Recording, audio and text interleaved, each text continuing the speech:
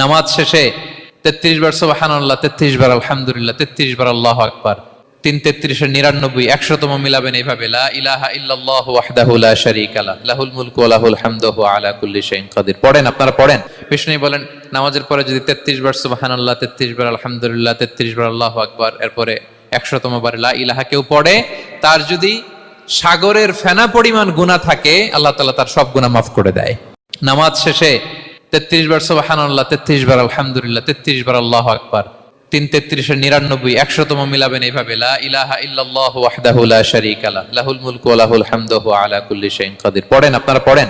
বিষ্ণু বলেন, নামাজের পরে যদি 33 বার সুবহানাল্লাহ, 33 বার আলহামদুলিল্লাহ, 33 বার আল্লাহু আকবার, এরপরে 100তম বার লা ইলাহা কেউ পড়ে, তার যদি সাগরের ফেনা পরিমাণ গুনাহ থাকে, আল্লাহ তাআলা তার সব গুনাহ মাফ করে দেয়।